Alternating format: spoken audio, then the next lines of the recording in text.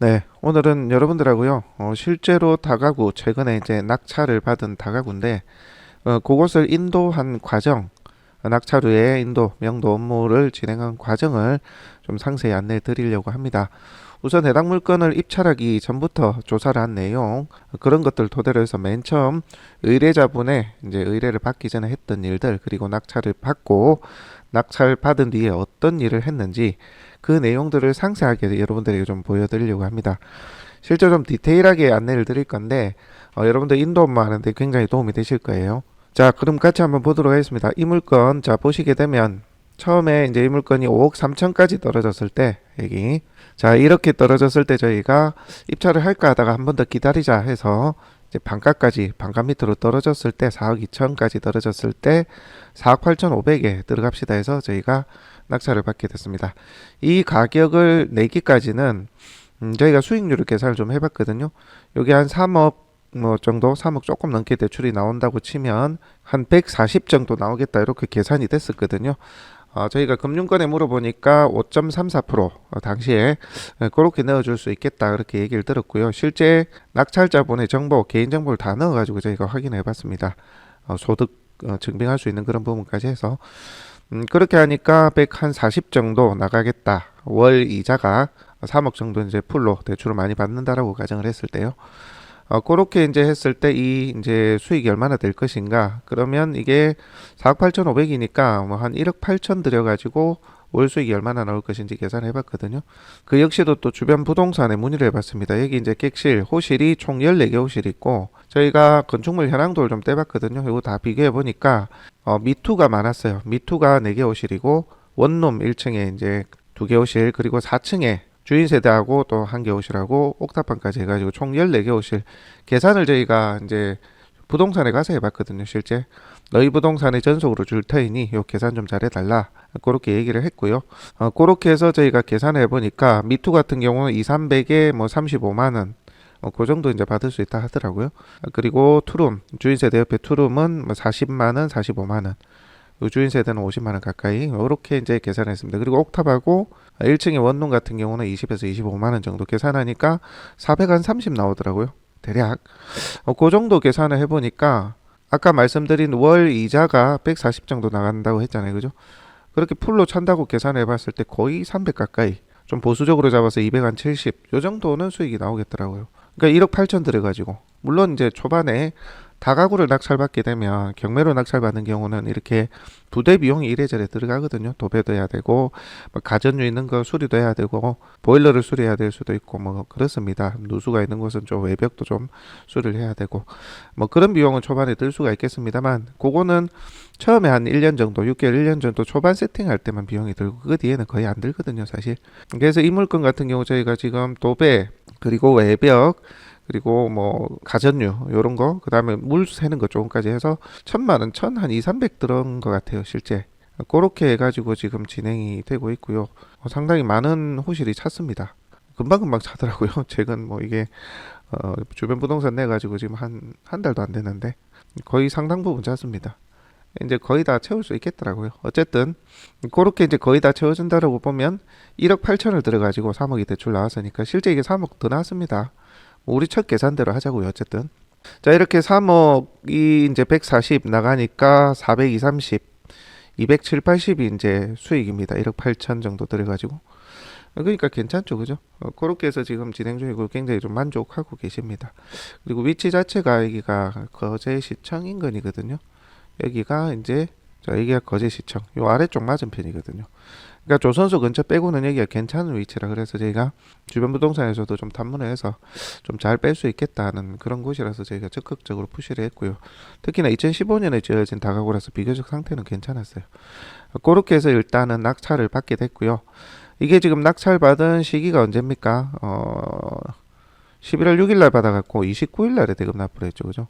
이게 실제 3억 6천인가? 3억 4천인가? 하여튼 그리 대출 나왔어요. 1층이 이제 근생으로 돼 있다 보니까 이게 그 이금융권에서 대출 받을 때는 상가로 계산을 해가지고 대출이 나와주더라고요. 그렇게 이제 계산이 됐고 일반 이제 전체가 다가구로 됐으면 아마 이렇게까지 안 나왔을 겁니다. DSR 적용이 되니까. 어찌됐건 상가 부분이 조금이라도 포함이 되어 있으면 이금융권은 대출 좀 더 나올 수 있는 부분이 있으니까 그거는 미리 한번 좀 확인해 보시기 바랍니다. 어쨌든 비용 많이 안 들이고 이렇게 많은 이제 세대가 거의 좀 들어와 있는 그런 상황입니다. 자, 그렇고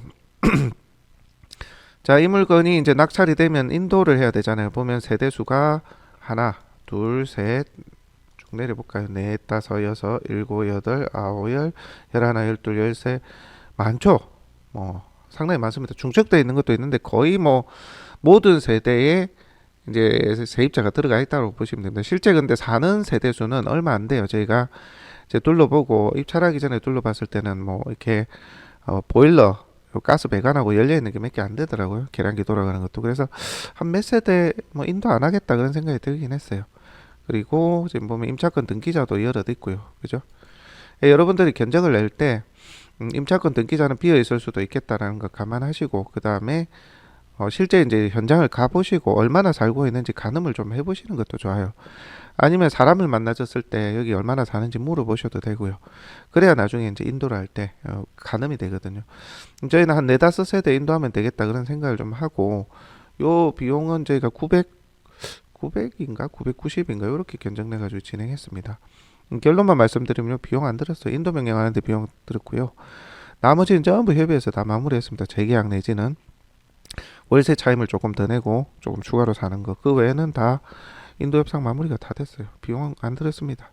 그러니까 여러분들 다가구가 의외로 좀 돈이 듭니다. 이 한 사이클만 돌려보면 이게 이렇구나라는 걸 알거든요.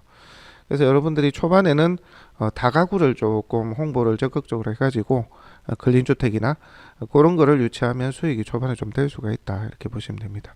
실제 뭐 세대당 저희가 80 계산하는데 뭐 대략 계산해가지고 900 정도 저희가 들어갔었습니다. 실제 여기에 이제 이런 세대수가 많더라도 사실 그렇게 돈이 많이 안 들어가요.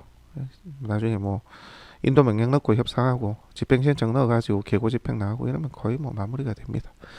그리고 비어 있을 만한 호실은 제가 저번에 말씀드렸죠. 지난 강의 때 이거 좀 문을 미리 확실히 이제 비어 있겠다 싶은 거는 미리 개문을 해가지고 인도 완료해도 되고 그 안에 이제 짐이 있다 싶으면 다시 문 닫고 인도 집행하면서 이제 입구의 번호키 출입문 비밀 번호키 바꾸면서 사람 연락 오면 그렇게 협의하시면 되는 겁니다. 자, 어쨌든 그거는 차차 설명을 드리고요. 자, 11월 29일 날에 대금 납부를 했는데 저는 어떻게 했느냐 배당기일까지 그냥 손 안 댔습니다. 손 안 댔어요. 아예 안 갔습니다. 그래서 이제 요 의뢰인분한테 이 의뢰인분이 저희한테 계속해서 의뢰하시는 분이거든요. 여러분들도 이제 경매를 꾸준히 좀 하다 보면 여러분들의 이제 단골이 생깁니다.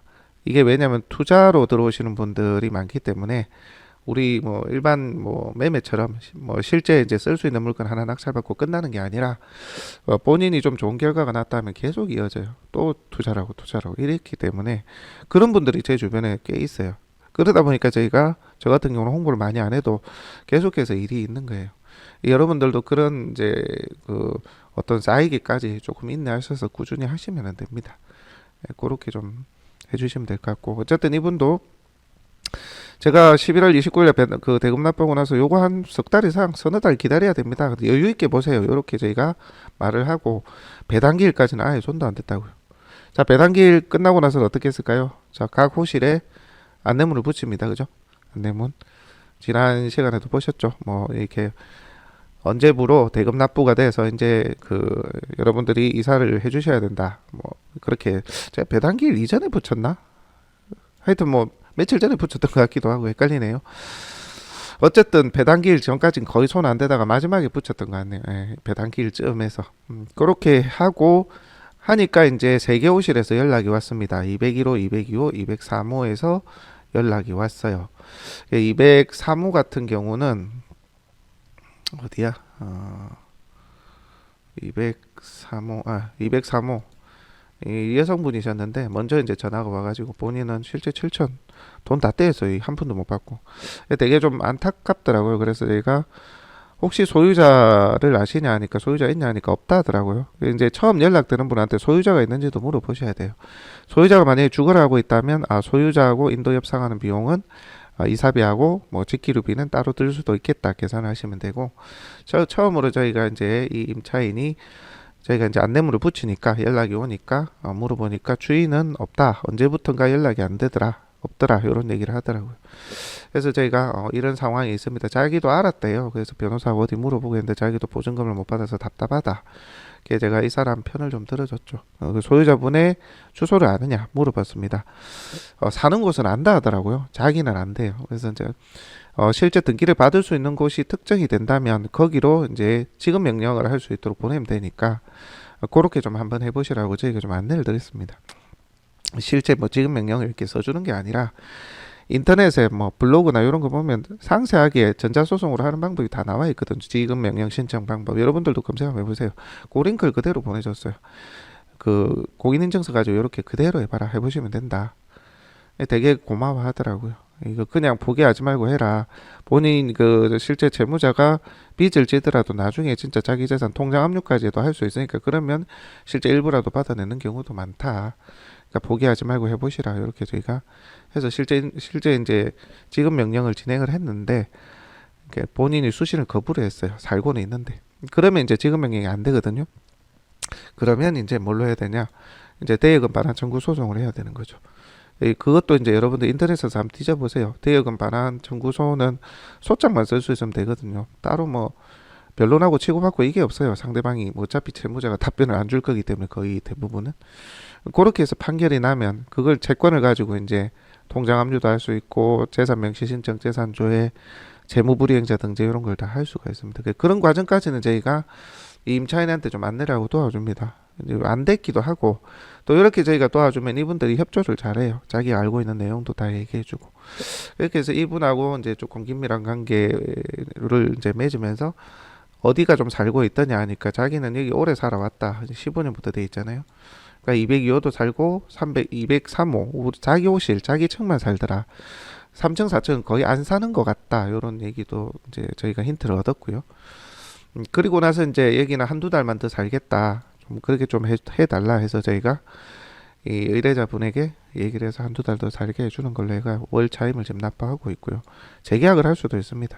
어쨌든 그리고 201호도 연락이 왔더라고요. 201호 같은 경우는 이분은 이제 재계약을 했습니다. 처음에는 연락이 안 오던데 저희가 저녁에 한번 찾아갔어요. 분명히 사람은 있는 것 같은데 안내문을 붙여도 답이 없더라고요. 그래서 저녁에 찾아가니까 있더라고요. 그래서 이렇게 바뀌었다. 본인도 알고 있더라고요. 보증금 100만 원이니까 큰 그거 없이. 그래서 100에 저희가 32만 원 재계약을 했습니다. 월세가 비싸다 하는데 저희가 부동산에 다 몇 군데 물어보고 요즘 월세가 거제가 올라서 이렇게 됩니다. 다만 보증금도 요즘 100만 원짜리가 없습니다. 제가 설득을 해서 요 201호는 재계약을 했고요. 그 다음에 202호 같은 경우도 한두 달만 더 좀 살게 해달라. 자기가 지금 당장 나가는 게 그러하니 그래서 한두 달 정도 더 살고 해서 차임을 월세를 미리 받았습니다. 자, 그 외에는 저희가 뭐 거의 다 좀 비어 있는 것으로 저렇게 답사를 해보고 이 살고 있는 분들한테도 물어보니까 그렇더라고요.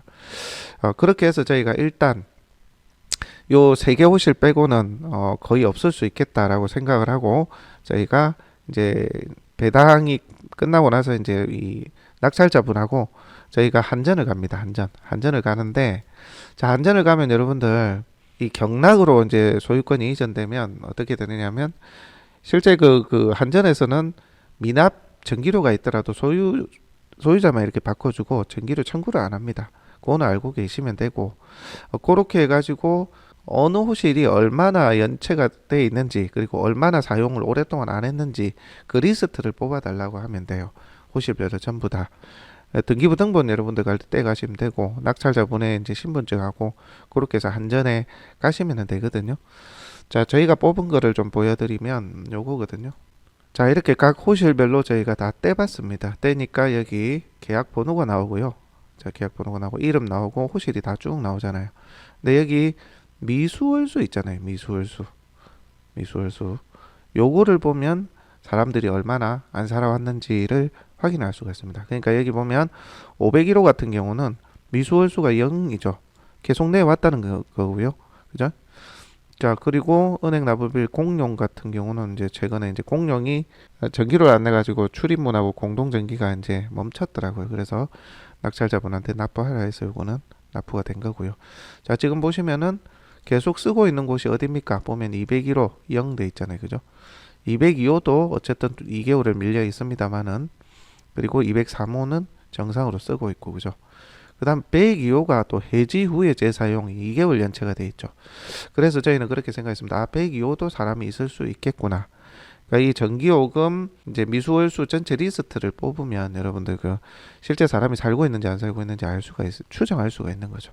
그래서 저희가 계약한 201호, 202호, 203호는 명의 변경을 하지 않고 그대로 두고, 왜냐하면 얘기가 됐기 때문에. 그리고 이제 102호 같은 경우는 사람은 안 나타났지만, 아, 여기는 사람이 있을 수 있기 때문에 문을 함부로 따면 안 될 수도 있겠구나, 이렇게 저희가 생각을 했고요. 그 다음에 501호 같은 경우도 보면은 지금 요금을 다 내고 있잖아요. 그죠? 그래서 여기도 우선은 따지 말자. 아니면 따더라도 그렇게 작업을 해놓자. 우리가 안 연 것처럼. 실제 저희가 이전 강의 때도 설명을 드렸잖아요.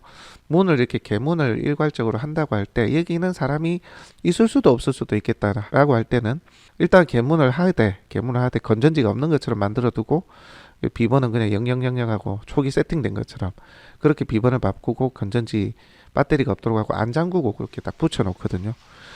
그렇게 해서 끝까지 안 나타났을 때는 이제 인도 명령하고 계고 집행할 때 문을 그냥 열면 되잖아요. 그죠?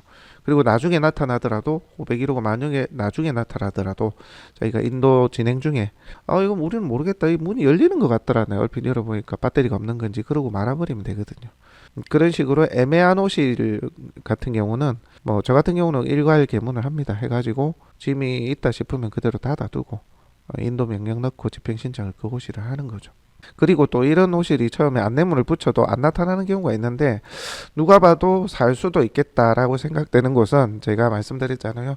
출입문의 비번을 바꿔버리고 그 출입문 비번 번호키 눌리는 위에 내 번호, 소유자가 바뀌었습니다, 연락 주세요에서요, 자기 번호를 이렇게 딱 안내문을 붙여 놓으면 비밀번호가 안 열리면 전화가 온다고요. 그때 이제 미팅을 하시면 되고, 이렇게 해서 전기 요금 이제 미수월수 한전에서 이제 소유자 명의 변경을 할 거 아닙니까? 실제 계약된 이 세 사람 빼고는 다 명의자 변경하셔도 되거든요. 왜냐면 얘기가 안 됐으니까. 그렇게 해가지고 바꿀 때 그다음에 이렇게 요거 뽑아가지고 어느 호실이 좀 계속 이렇게 전기를 내어왔는지를 보면서 있을 수도 있겠다, 없을 수도 있겠다를 가늠하시면 됩니다. 실제 저희는 이게 501호가 그때 2호였나? 2호였던 것 같네요. 502호인데 여기 개가 있더라고요. 개가 있었어요. 개가 있어서 여기 개문 안 했습니다. 여기 빼고는 전부 다 개문 다 했어요. 201호, 202호, 203호 빼고 다 했습니다. 강제로. 단 우리 법원에 보면은 번호키를 안 부수고 여는 열쇠업체에 15만 원 주고 여러 개 하면 10만 원씩 해주거든요. 저희 같은 경우는 10개 오실, 11개 오실인가요? 그래가지고 100만 원 주고 다 했습니다. 자, 그래가지고 이제 302호도 이제 302호는 안에 보니까 멀쩡한 짐이 있더라고요. 302호가 어땠냐면 보여드릴게요. 요게 지금 302호였어요. 보면 안에 뭐 쇼파하고 식기 다 있죠. 요렇게 멀쩡한 짐들이 쇼파하고, 요 지금 뭡니까 여기 뭡니까 이거 안마기하고 요 뭐 전자레인지하고 전부 다 있어요. 여기 전자레인지거든요. 안방에 침대도 있고, 보면 침대도 있고 이렇게 가전류가 다 있어요. 그래서 여기는 사람이 올 수도 있겠구나라는 생각을 저희가 했었고요. 그래서 이제 안에 열쇠는 열었지만 이 번호키가 작동이 안 되게끔 배터리가 다 된 것처럼 만들어 놨죠, 여기도.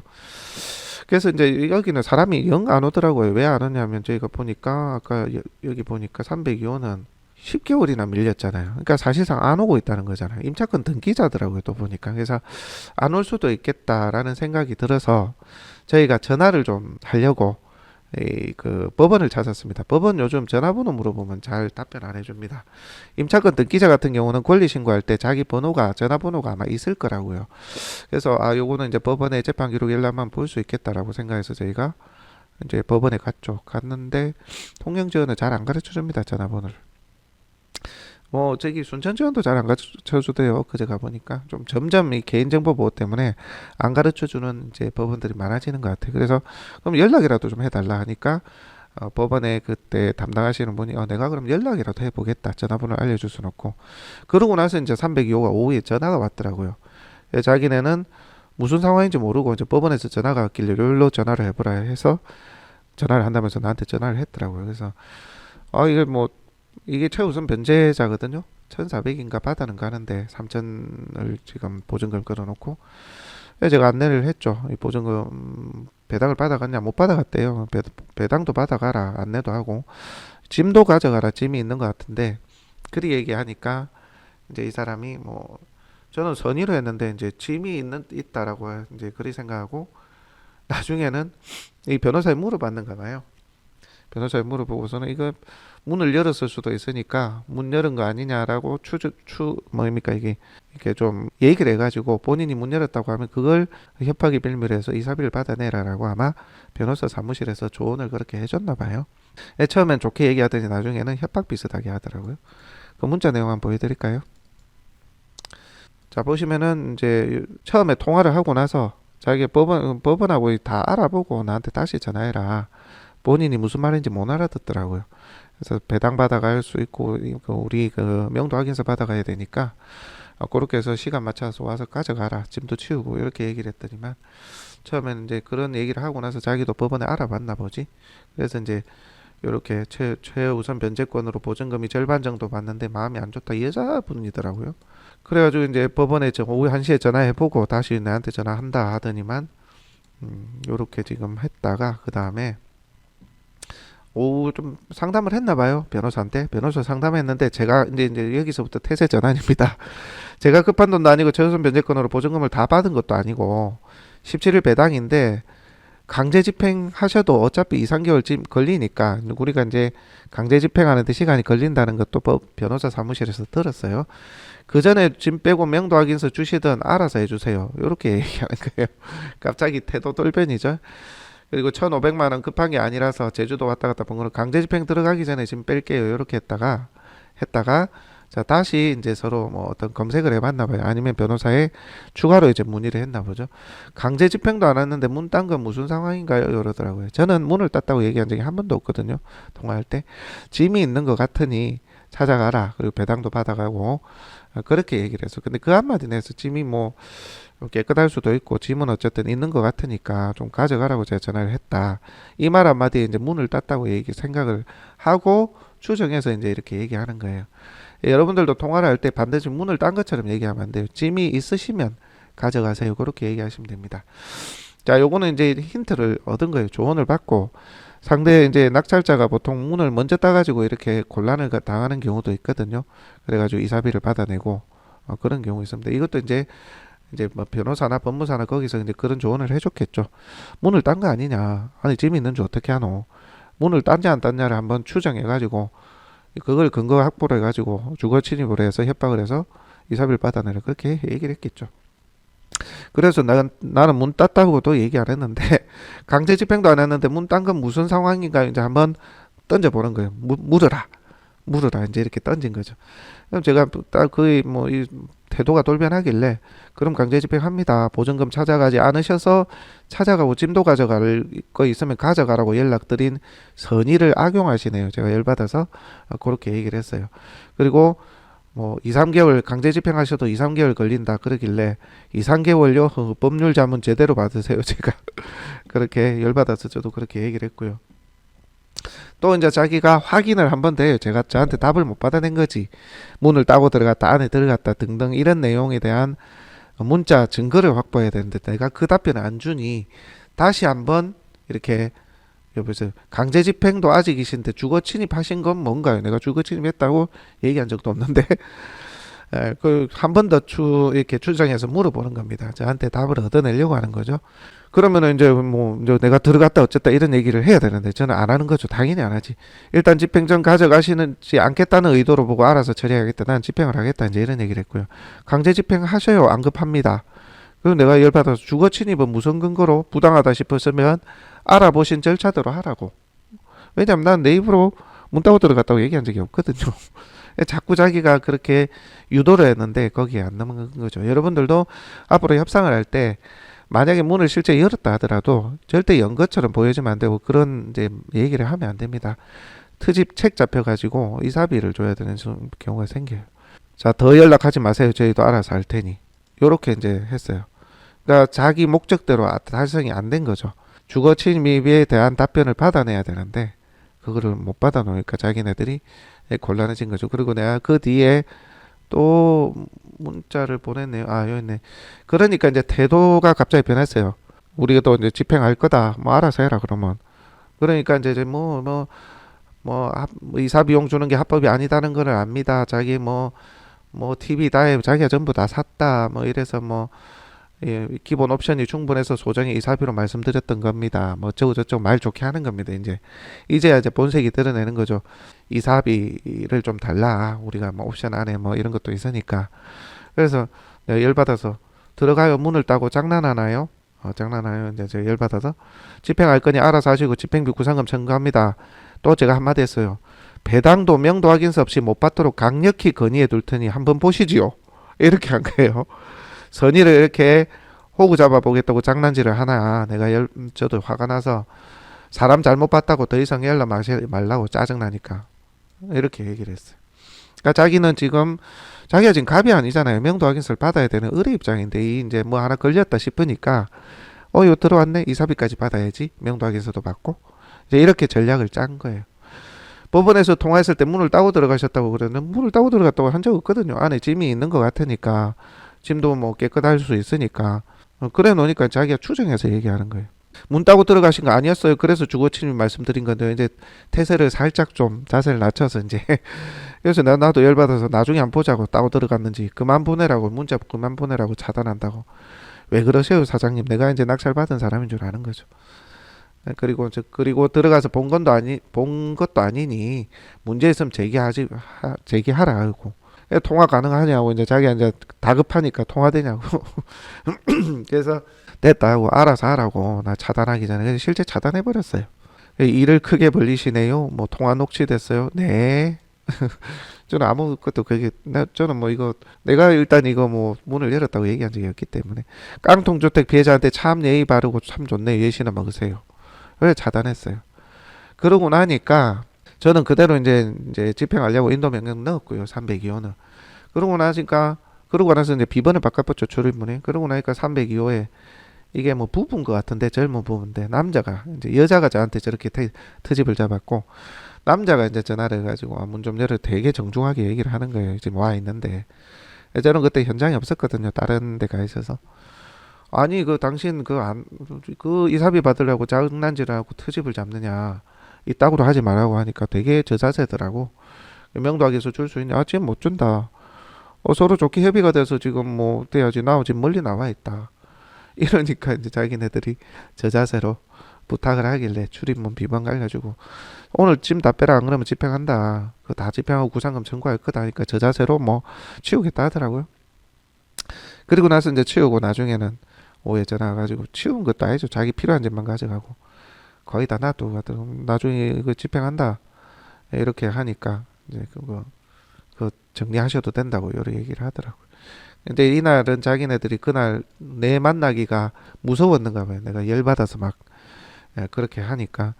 그래서 자기가 통장한테 어디서 인터넷에 검색해갖고 그렇게 했나 보더라고. 그래서 내가 자기네들도 아마 못 받을 수 있다고도 생각을 했을 거예요. 왜냐하면 법원에 내가 전화해서 배당금 못 받아가게 협의 안 됐다고 얘기하겠다고 그렇게 하니까. 그러니까 저 자세로 온 거였어요. 자기도 협조하겠다. 이렇게 그걸 근거로 이제 법원에 배당 받을 때 문자로 보여줘야 되니까 그 뒤에 문자 되게 좋게 왔어요. 전화로도 오고 전화로 이제 그 통화 녹취되게끔 해서 이제 멀리 있어서 명도하기서는 못 준다 그 내용을 해가지고 배당을 받아가더라고요. 실제 배당 열받아서 안 줄 수도 있거든요. 법원에 전화하면. 근데 젊은 사람들이 좀 장난질 하려다 나중엔 저자세로 오니까 그냥 수월하게 그냥 마무리하자 싶어서 그냥 그렇게 마무리했습니다. 어쨌든 302호도 그렇게 마무리가 됐고요. 그 다음에 502호 같은 경우는 실제 개가 있는 집인데 비번 바꿔버리니까 다음날 바로 전화 와서 한 달치 더 차입 내고 집 빼겠다고 이제 확인이 받았고요. 나머지는 다 비번 바꿔버렸습니다. 그리고 102호 102호가 짐이 어떻게 돼 있었느냐 하면 애매하게 돼 있어. 요렇게 돼 있는 거지. 요 침대도 있고 안에 옷도 있고요. 한 번씩 온대요. 물어보니까. 2층에 이제 다른 세입자들한테 물어보니까. 그래서 요것도 이제 어차피 문은 딴 김에 그 안에 이제 그게 다 된 것처럼 출입구에 열쇠가 이제 그 뭡니까 건전지가 다 된 것처럼 만들어 놓고 문만 이렇게 붙여놨죠. 나중에 와가지고는 자기가 짐 필요한 짐 다 가져갔습니다. 이것도 집행 안 하고 끝냈어요. 이것도 비번 바꾸니까 나중에 연락이 오대요. 그 출입문 비번, 현관 출입문. 요것도 이제 이런 경우는 짐이 있고 어중간한 거는 그냥 여러분들이 그 강제 개문을 하지 말든지 어차피 그 전기 그 고지서 계량기 그 한전에 가면 아까 그 표 봤잖아요.